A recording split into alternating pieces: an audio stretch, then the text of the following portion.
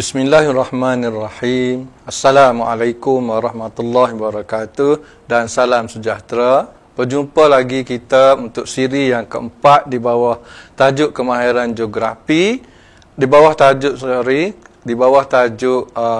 kertas 1. Hari ini cikgu akan mengupas lagi tajuk-tajuk yang penting yang perlu pelajar beri perhatian. Okey. Alright. Okey, antara tajuk-tajuk yang kita akan kupas pada hari ini ialah di bawah tajuk pengiraan, yang kedua pengetahuan am, kombinasi, konsep dan sandaran. Tajuk-tajuk ini amat penting kepada pelajar untuk mengetahui kerana dalam 40 soalan objektif itu biasanya tajuk-tajuk ini ada diselit-selitkan. Okey. Alright. Ini ialah soalan pengiraan pertama. Asas penting ialah pelajar mesti ingat min suhu. Juga yang kedua julak suhu. Apa maksud min? Tambah semua Januari hingga Disember dibahagi dengan 12. Itu sifirnya. Kemudian julak suhu pula bermaksud suhu maksima tertinggi ditolak dengan suhu minimum terendah. Okey. Tapi apa yang berlaku sekarang, soalan sudah pergi kepada kebak. Pelajar boleh lihat, ini soalannya kebak. Berdasarkan jadual di atas, nyatakan min suhu bandar X. Okey, bandar X. Jadi, apa yang menjadi persoalan sekarang ialah dia bahagi hanya 6 bulan. Sedangkan dalam kenyataan cikgu yang asal tadi ialah bahagi dengan 12. Jadi, sifirnya di sini, ramai pelajar akan mengalami salah jawapan kerana pelajar akan membahagi dengan 12. Sepatutnya pelajar akan bahagi dengan 6 bulan. Iaitu pelajar campur 16, 18, 17, 15, 14. Kemudian bahagi dengan 6. Okey, pelajar boleh tengok jawapannya adalah D. Okey, tahniah pelajar. Alright, seterusnya tajuk pengiraan juga ialah pertumbuhan penduduk. Iaitu macam mana kita nak kira pertumbuhan penduduk sebenar jadi. Sifirnya ialah kadar lahir tolak kadar kematian. Okey, juga soalan kebak akan lahir, iaitu pelajar terpaksa memahami apa itu emigrasi, apa itu imigrasi, dan bila mengetahui dua konsep ini, barulah pelajar boleh mengira pertumbuhan penduduk. Berdasarkan maklumat di atas, kira peratus pertumbuhan penduduk. Maknanya, pertumbuhan penduduk, kadar lahir tolak kadar kematian ditambah dengan migrasi. Jadi, konsep-konsep ini pelajar mesti menguasai. Okey, kalau tengok soalan yang dipaparkan ini, kita tengok berapa jawapan pelajar A, B, C. Ya, mula-mula kita tolak kadar lahir, tolak kematian. Okey, dapat jawapan. Kemudian, migrasi bersih, kita kena ambil jumlah masuk, tolak jumlah keluar. Okey, baru dapat migrasi bersih. Kemudian, dua jawapan ini ditolak. Okey, tahniah pelajar, maka jawapan 2.1. Okey, seterusnya soalan konsep. Soalan konsep biasanya cikgu paparkan di sini, yang biasa masuk ialah darjah ketersampaian tinggi. So, pelajar kena catat apa itu maksud dia. Konurbasi, apa itu maksud. Penduduk optimum dan pembandaran. Okey, cikgu bagi contoh soalan. Right. Antara berikut yang manakah menerangkan konsep penduduk optimum? Ya, itu maksud penduduk optimum. Optimum ialah, adakah A, jumlah penduduk melebihi sumber alam? Kurang tepat. Jumlah penduduk kurang daripada sumber alam? Kurang tepat. Jumlah penduduk seimbang dengan sumber alam? Kemungkinan besar. Jumlah lahir penduduk melebihi sumber alam. Jadi, cuba pelajar renung, apakah jawapan yang paling sesuai? Ya, tahniah. Jawapannya adalah C ya, seimbang. Itu maksud dia optimum. Okey. Kemudian soalan juga ditanya tentang pengetahuan am. Okey, biasanya pengetahuan am ini diselip satu atau dua soalan. Contohnya jalan raya, plastik, cat. Apakah sumber mineral yang digunakan untuk membuat bahan di atas? Jadi, pelajar kena pasti penggunaan apa gunanya kaoling, dan kaoling itu apa dia boksit, apa dia kupron, apa dia petroleum. So, kalau berdasarkan di sini pilihan jawapannya pelajar, apa dia? Tahniah, jawapannya adalah daripada sumber petroleum. Itu maksudnya pengetahuan am. Kena tahu. Okey, kemudian kita ada juga soalan kombinasi. Kombinasi ni dia bahagi antara bandar dengan fungsi. Okey, tengok. Satu, kucing bandar. Fungsinya adalah pentadbiran. Okey. Macam mana pelajar? Betul tak? Agak betul? Betul. Nilai bandar industri, nilai di mana? Di Negeri Sembilan. So, jawapan dia 3 Bintulu bandar teknologi maklumat. Cikgu rasa kurang tepat. Cyberjaya bandar pelancongan. Itu pun kurang tepat. So, jawapannya pilihan jawapan 1 dan 2. Okey. Tahniah pelajar. Okey, seterusnya soalan sandaran. Yang ini adalah satu soalan yang pelajar mesti memahami. Terdapat sandaran-sandaran soalan kepada diberi kepada pelajar. Okey, pelajar seelok-eloknya cuba tulis. Pertama sekali disandarkan kepada alam sekitar. Okey, alam sekitar. Tengok alam sekitar. Huraikan kesan terhadap alam sekitar. So, jawapannya adalah pelajar mesti ingat flora, fauna, musnah, habitat flora, habitat fauna, musnah, pencemaran air, pencemaran tanah, pencemaran udara, suhu meningkat. Kalau kita lihat di sini, kesemuanya adalah berkaitan dengan alam sekitar. Right? Okey, cikgu paparkan soalan. Okey, kita renung.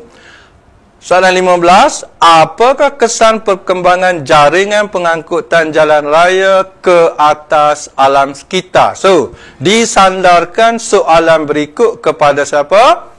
Alam sekitar. Jadi, tugas pelajar ialah mencari di jawapan pilihan jawapan yang mana satu berkaitan dengan alam sekitar. Okey. Yang pertama, banjir kilat. Alam sekitar. Pencemaran udara pun alam sekitar.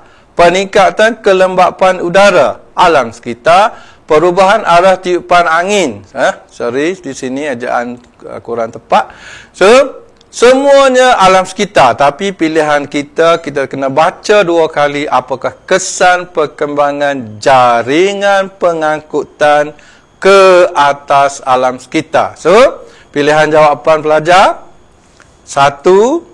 Okey, jawapan dia 1 dan 2 iaitu banjir kilat. Okey, hasil daripada pembinaan jalan raya. Yang kedua, pencemaran udara daripada asap. Okey, saya harap pelajar sudah memahami maksud sandaran kepada alam sekitar. Okey, yang kedua, sandaran kepada pembangunan ekonomi. Right. Cikgu telah senaraikan ini semua adalah isi-isi penting dalam pembangunan ekonomi, iaitu peluang pekerjaan, industri, galakkan pelabur asing, meningkatkan tenaga mahir, pendapatan negara, ekspor, meningkatkan perdagangan, tukaran wang asing, memajukan sektor pembinaan. Cikgu berharap pelajar-pelajar tolong salin dan cuba pelajar lihat setiap yang disenaraikan ini ialah berkaitan dengan ekonomi, iaitu mendatangkan wang. Alright. Baik, sekarang kita tengok soalan yang biasa ditanya berkenaan dengan pembangunan ekonomi. Right. Okey, soalan nombor 13. Aspek ekonomi yang manakah dipengaruhi oleh perkembangan sistem pengangkutan di Malaysia? So, ekonomi. Okey, perhati baik-baik. Ekonomi. So, pilihan jawapan, perluasan kawasan pertanian. Adakah pertanian itu ekonomi? Pelajar? Okey, kita pergi dulu. Yang kedua, menjayakan integrasi nasional. Adakah ini ekonomi? 3, meningkatkan mobiliti penduduk. Okey, adakah ini ekonomi? Dan pembukaan kawasan industri baru. Okey, jadi pilihan jawapannya adalah, okey, kita cuba analisis ekonomi berkaitan dengan wang. Okey, perluasan kawasan pertanian. Okey, kawasan pertanian. Pertanian adalah merujuk kepada ekonomi. Okey, betul belajar? Maknanya satu betul. Yang kedua, menjayakan integrasi nasional. Integrasi nasional bukan ekonomi. Betul belajar? Ini ialah di bawah sosial. Maka satu betul, dua salah. Tengok yang ketiga. Meningkatkan mobiliti penduduk. Okey, ini pun bukan ekonomi kerana pergerakan penduduk bukanlah di bawah kategorikan ekonomi. Dan yang keempat, pembukaan kawasan industri baru. Ya, industri adalah ekonomi. Industri adalah ekonomi. So, jawapannya adalah 1 dan 2. Okey, tahniah pada pelajar. Okey, 1 dan 2 jawapan dia B. Okey. Kemudian, aspek yang seterusnya ialah aspek sosial. Okey, sosial.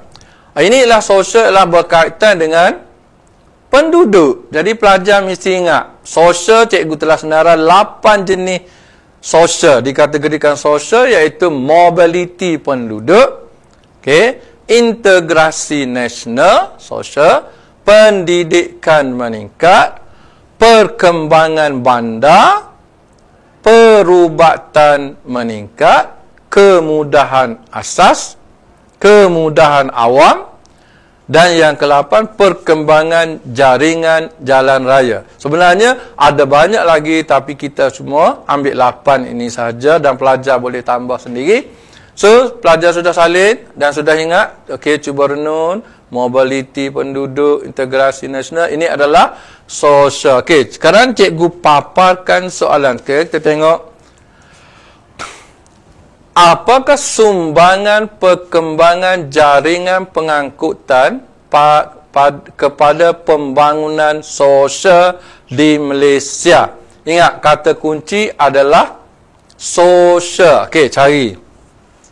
Meluaskan pasaran. Sosial atau ekonomi pelajar? Bagus. Ini adalah ekonomi. Meningkatkan mobiliti penduduk. Okey, kemungkinan ini adalah sosial. Mengurangkan kos pengangkutan. Kos juga ekonomi. Meningkatkan sektor pembinaan. Pembinaan juga adalah di bawah ekonomi. Jadi, soalan ini diberi pilihan jawapan 3 ekonomi, 1 sosial. So, jawapan pelajar ialah, ya, tahniah, pelajar memilih B. Okey, sudah faham? Cikgu rasa sudah faham. Alright, seterusnya, dia sandarkan kepada ekosistem. Ekosistem, jadi, dia hampir sama dengan alam sekitar. Okey, cuma ada sedikit huraian dia. Dia berbeza di huraian dia. Okey, maksudnya F1 ialah fakta dan X1 ialah huraian. So, pelajar mesti ingat. Okey, ingat. Okey, cikgu bagi masa ingat. Salin, apa itu ekosistem. Okey, yang kedua, menyederhanakan suhu ekosistem. Huraian dia bebas oksigen. Okey. Yang ketiga, habitat fauna, sedia tempat tinggal.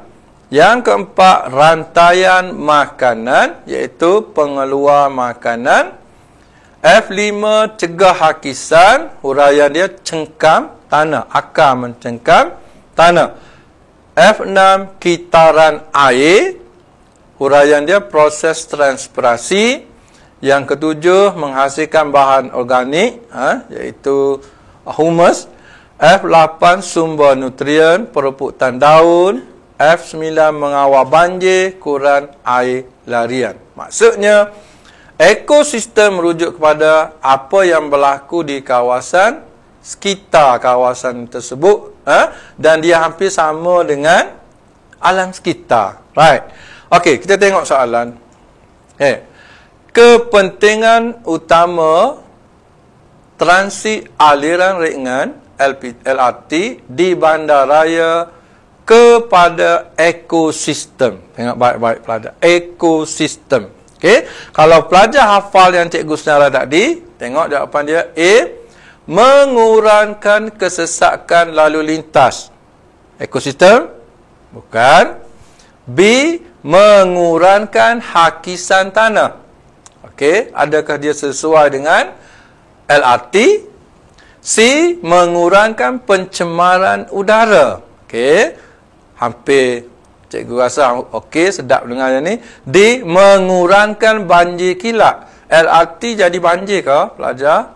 Jadi jawapan dia hampir sama, adalah C dan D. Okey, pelajar mesti analisis baik-baik LRT sesuai dengan tujuan dia adalah kerana LRT mengguna elektrik. Maka elektrik dia kait dengan udara, pencemaran udara. So, jawapan dia adalah C. Tahniah pada pelajar. Okey. Okey. Akhir sekali, soalan akan disandarkan kepada pembangunan negara. Okey, cuba lihat. Dalam bahasa mudahnya, maksud pembangunan negara ni adalah pelajar mesti ingat, biasanya pembangunan negara kombinasi di antara sosial dan ekonomi. Cuba kita lihat. Cikgu senara isi-isi penting di bawah pembangunan negara. Peluang pekerjaan, ekonomi, pelombongan, ekonomi, pelabuhan, ekonomi, perikanan, ekonomi, perubatan, sosial, pengangkutan, sosial, bahan binaan, ekonomi, sektor pendapatan, ekonomi, sumber ekspor, ekonomi, pelabur asing, ekonomi. Jadi gabungan dua itu menjadi isi penting untuk pembangunan negara. Alright. Okey, pelajar sudah salin. Okay, kita lihat. Mengapakah kerjasama ekonomi antara bangsa pada penting kepada pembangunan negara? Minta maaf, soalan ni silap tarik. Okey, penting kepada pembangunan negara kita. Pembangunan negara, cluenya. Okey, pemindahan teknologi. Okey, meningkatkan cukai barangan import, kemasukan buruh asing, meluaskan rangkaian telekomunikasi. Kerjasama penting. Okey, apa jawapan pelajar? Pelajar akan memilih jawapan antara A dan C. Tu, A dan C. Hampir. Okey, merujuk pada soalan ini, apa yang paling sesuai? Kerjasama kerajaan penting kepada A. Tahniah. Pemindahan teknologi. Okey, sebagai rumusan kita hari ini, cikgu berharap soalan sandaran tadi pelajar-pelajar salin dan hafal, kerana soalan isi-isi penting tadi boleh digunakan untuk jawapan soalan esei nanti.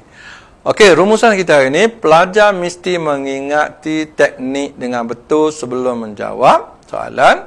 Yang kedua, mesti mengetahui apakah kehendak soalan sebelum menjawab. Mesti tahu apa soalan tak. Yang kedua, seelok-eloknya hafal sandaran, kerana ini berfaedah juga semasa menjawab kertas 2 esei. Okey. Cikgu rasa pelajar sudah pun mengetahui ilmu-ilmu penting dalam menjawab kertas 1, dan cikgu berharap apa yang penting pelajar mesti ingat, kita mesti betul 30 soalan. Gunalah ilmu-ilmu yang cikgu perturunkan untuk pelajar-pelajar sekalian, dan cikgu memohon maaf sekiranya ada tersilap dan terkasar bahasa. Sekian, terima kasih. Assalamualaikum warahmatullahi wabarakatuh.